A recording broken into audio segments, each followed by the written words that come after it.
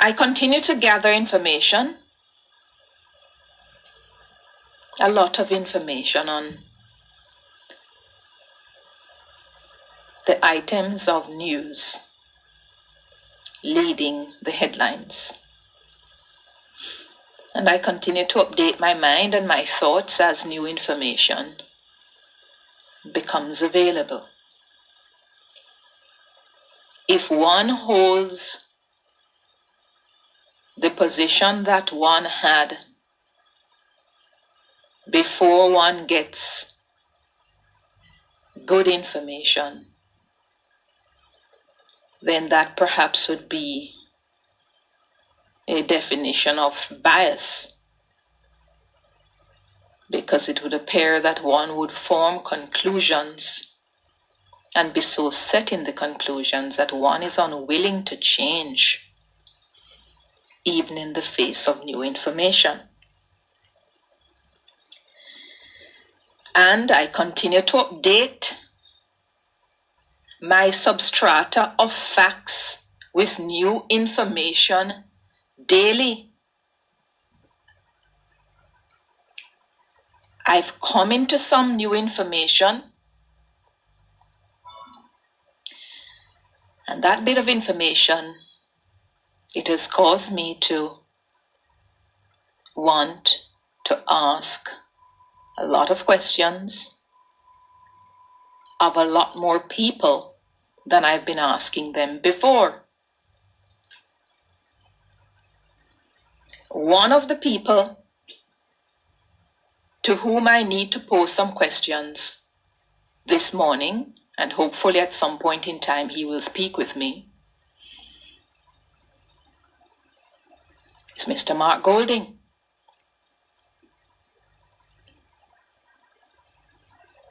Mr. Golding, some information has been shared with me, some of which have been attributed to you based on your name being placed on a document in which it appears that post the defeat of the risers in the September 7, 2019 election, when Mr. Bunting lost to Dr. Peter Phillips, that you remained part of a team that was conducting some sort of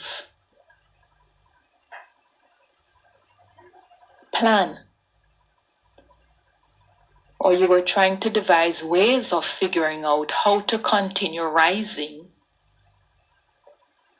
without the continuous rise being evident to the point of causing the People's National Party to lose the election. And based on this information that I've had and vetted, if it is so, without good explanation, then one can completely understand at the moment some of the very angry sentiments that are being expressed from some quarters inside the People's National Party. And during the course of this program, I will take the time and I will go through some of these messages with you, because I was not able to understand a lot of this anger that people had and people were expressing against Mr. Bunting, because I have formed a view of his capacity which I have expressed here, and those views that I have formed have been uncolored by whatever others might think of him and say to me about him. But there are other issues that people inside the party have been brutally wounded by And when you peruse some of the communication that I have had to peruse and see sort of the clandestine way in which a purported group of risers, in spite of the defeat, they didn't lay off their plan, then I think, especially now with Mark Golding stepping into the position,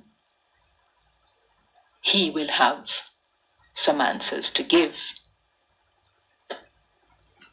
In relation to the Norman Horne matter and the Senate appointment, I told you yesterday that one of the senior comrades with whom I spoke said, Mr. Horne has felt some disrespect. And I couldn't understand this disrespect business. Because as the person explained it to me, the disrespect was that Mr. Horne felt that having held off or having taken what was perceived then to be a principal position and not taken up his seat, then Mr. Mark Golding should have thanked him when he won the election, thanked him in essence for not doing it so that Peter Bunting could take up the position. I couldn't understand that. Made no sense to me, still doesn't.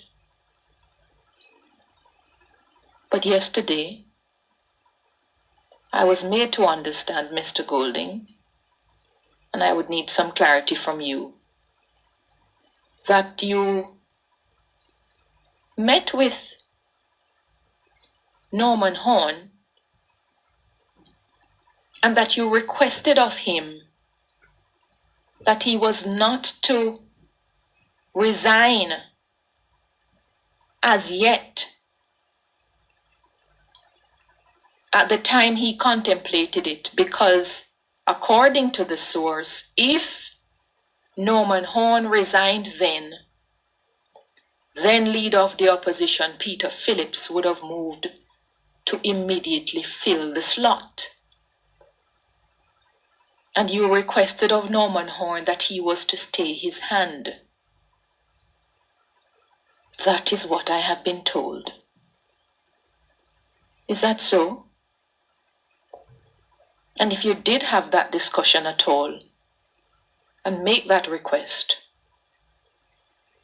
having won the election, then I suppose that is where an expectation would have come in that you would come back and say, well, thank you for holding for Golding. But that didn't happen. And then, that having not happened, the call last week Thursday to say, send in the letter to the GG right now. In fact, I'm drafting something to send to you for you to send to the GG. Is that how it happened? And that caused, from what I understand from this source, that caused Norman Horne to feel a great level of disrespect. And then he turned and hardened his position into this 8-day delay in dealing with the Senate issue. Frankly, I don't think any of this ego playing, this disrespect that people absorb from actions, none of this should have really got to this point. But people are human. And I suppose if you prick them, they bleed. If you tickle them, they laugh. And because we're dealing with humans and not machines, then some emotions will come into play, for good or for evil. And so this is where we are. Whatever the reasons, it must be now clear to every single person that the PNP is bitterly divided. And the more I see, the more I read of the sentiments purportedly coming from people inside the party that they share with each other and that others share about them, is the more I'm absolutely sure that these cracks are not things that you can plaster over merely. They will require a lot of work. For example, I got some more information yesterday. That tape, leaked Connie Pat tape that I told you about yesterday. The version of the story that I got and which I gave to you was, here is this young lady who was very close to Damian Crawford and who she claims she records conversations, sometimes inadvertently for whatever reasons there are. And she was declared as a supporter of Golding, campaigning for Golding. She remained very close to Damian Crawford, and then she had word as if Damian was contemplating a run. And so she called him. This lady, Connie, she called him to say, you know, what is this? And there's this pat on the phone. She called him, she wanted to hear where his thoughts were, and she also wanted to encourage him to go with Golding. And you heard the exchanges in that conversation, the essence of which was Damian Crawford has, as he has declared, his eyes on being the president of the People's National Party. He realizes that he's not anywhere near ready. His reputation will need to come out of the wheelchair, and it has a lot to do with what he says, what he doesn't say, how he acts, and so forth. But he gave an assessment of the two people at the time, Mark Golding and Lisa Hanna. And he thought Mark Golding was a 2-year man. They need an Andrew Holness, he claims.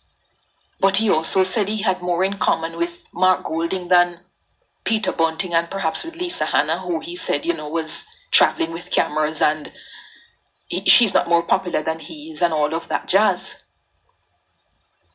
And so this young lady had the conversation. And when she went back into her Gold to Golding group, some of them were of the view that Damian Crawford had chosen Lisa and that he was intending to campaign for Lisa, or that he was making some very awful statements about the Golding camp. And she says because of her friendship and so forth with Damian Crawford, she didn't really like the sound of that, even though she was now a go with Golding person. So what did she do? She shared the tape with Joylan Silvera and Richard Parchment, both of whom are go with Golding people. She shared it to prove to them that Damian is not against Golding. Having shared the tape, it quieted them down. And when they were quieted for a while,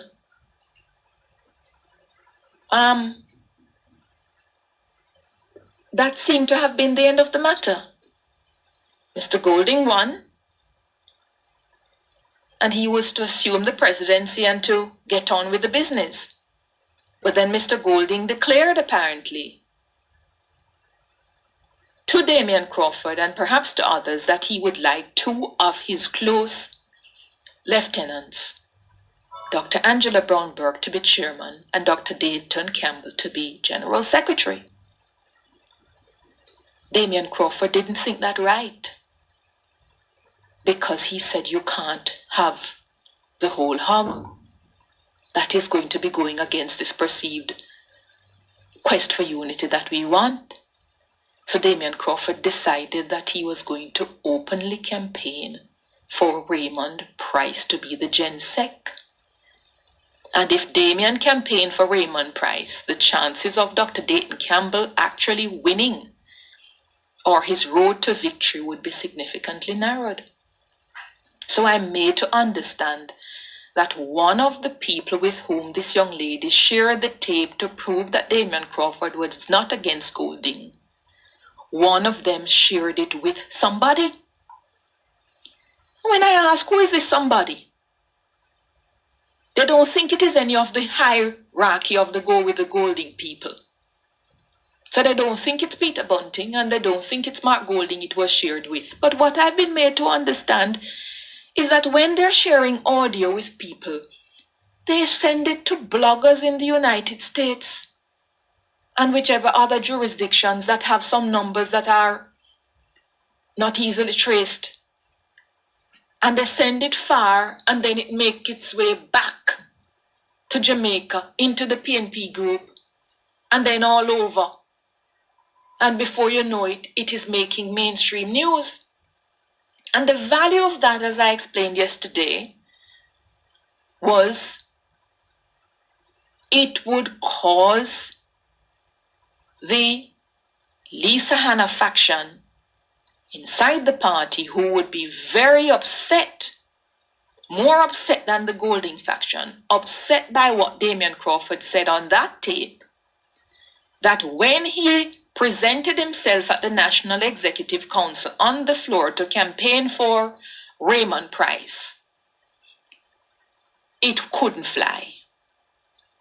And so Dr. Dayton Campbell would stand to get the votes he needed. So the thinking is that the tape was used by someone for the Go with Golding team to stop Raymond Price and to ensure that Dr. Dayton Campbell got in as a Go with Golding man as General Secretary. As it turns out, due to the impeccable timing of the release of the tape, Damien Crawford could not turn up at NEC and certainly therefore could not walk the floor with Raymond Price to campaign. Raymond Price lost. Dr. Dayton Campbell won, which is where this Machiavellian move based on a message I see quoted by Golding is said to have come. That is the understanding. So Bunting was saying, no, I didn't have any part in it.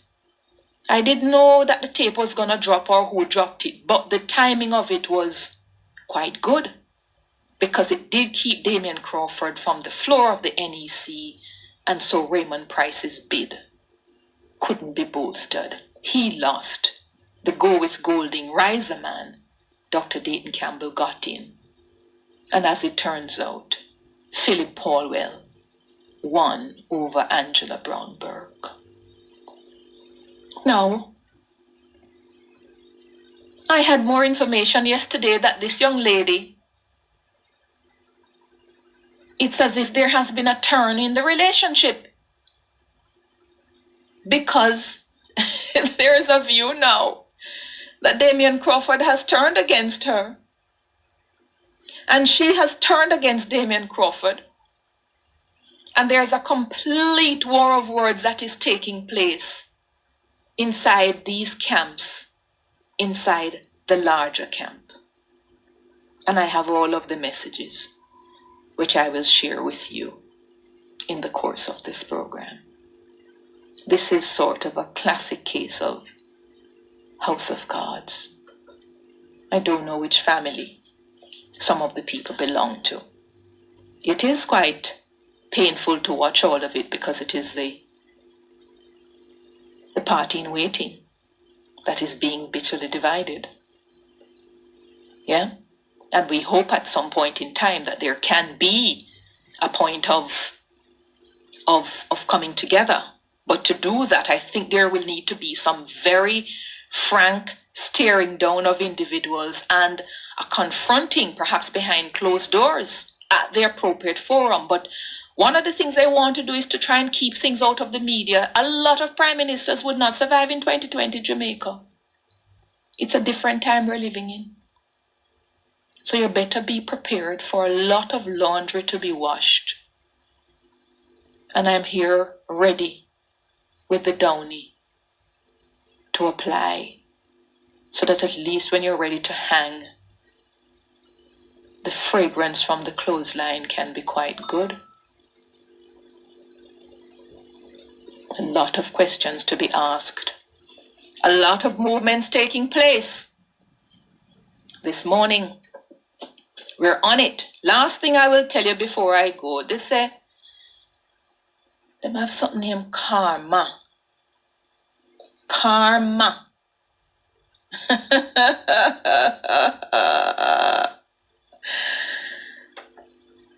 Well. Before I go to karma, I have just received an item of breaking news.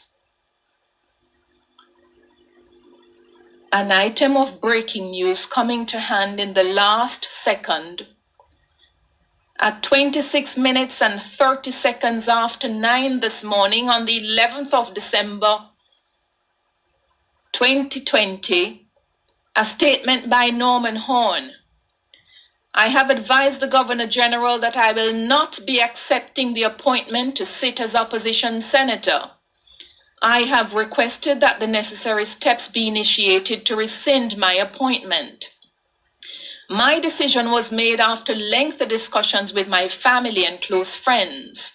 There is a full appreciation of the broader implications that any furtherance of the now 7-day delay in the resolution of this matter would have on the paramountcy of good governance and the stability of the People's National Party as an essential institution in that regard.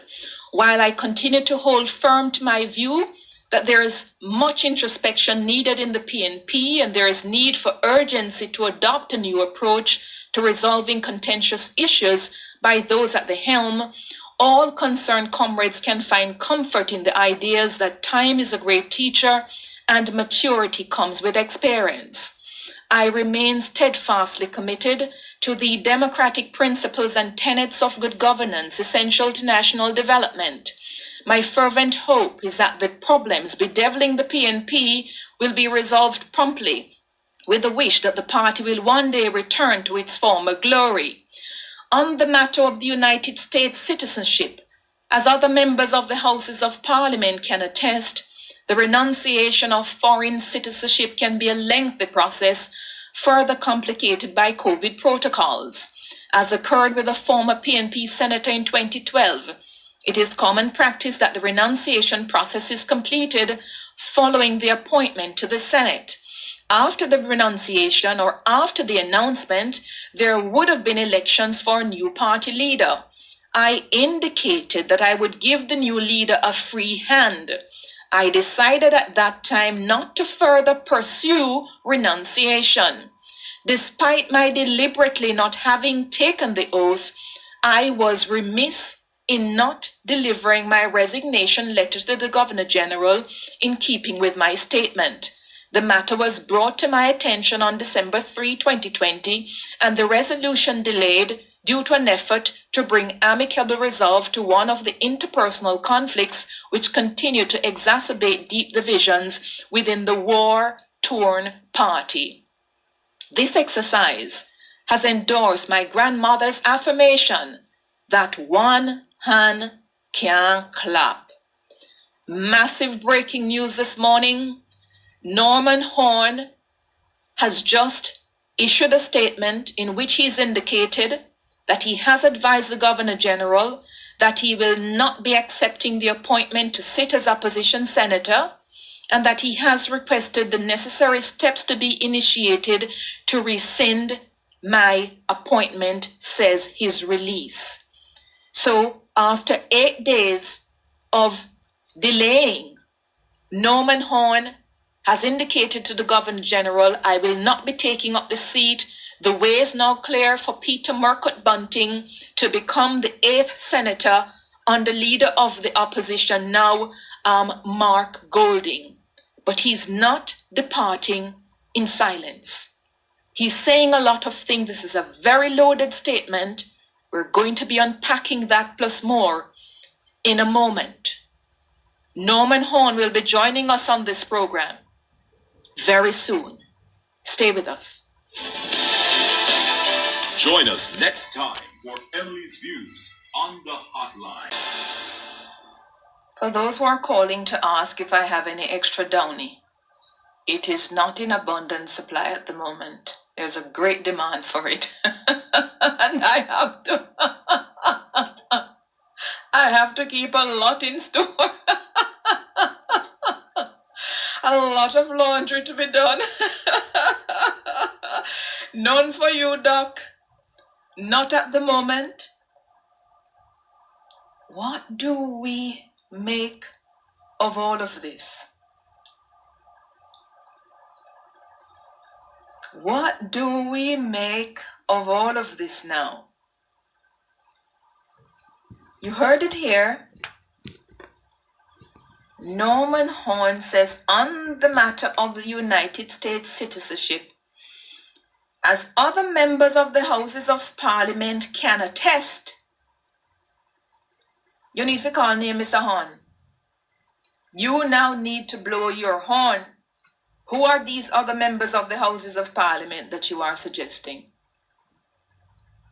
As other members of the Houses of Parliament can attest, the renunciation of foreign citizenship can be a lengthy process, further complicated by COVID protocols, as occurred with a former PNP senator in 2012.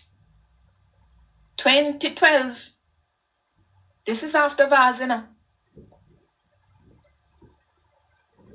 And I've been made to understand that if it's the same person I'm thinking of, when she sat, she had not completed the process. Let me hear what Horne is saying. As occurred with a former PNP senator in 2012, it is common practice that the renunciation process is completed following the appointment to the Senate. In other words, he's saying I could have and would have, and perhaps by convention and some agreement between party members, been afforded to complete the process while sitting. Having started it, I could have sat because there's a 2012 model that I could have followed. After the announcement that there would have been elections for a new party leader, I indicated I would give the new leader a free hand. I decided at the time not to further pursue renunciation. I decided at that time not to further pursue renunciation. So you see, my sources are impeccable. This is what I told you yesterday, He started the process and he made a decision not to pursue it at a certain time along the way. When he comes here, hopefully he can give us those dates. Despite my deliberately not taking the oath, I was remiss in not delivering my resignation letter to the Governor General in keeping with my statement. The matter was brought to my attention on December 3, and the resolution delayed due to an effort to bring amicable resolve to some of the interpersonal conflicts which continue to exacerbate deep divisions within the war-torn party. This exercise has endorsed my grandmother's affirmation that one hand can't clap. In other words, he's saying, Golding, you are not the clapping hand. More on that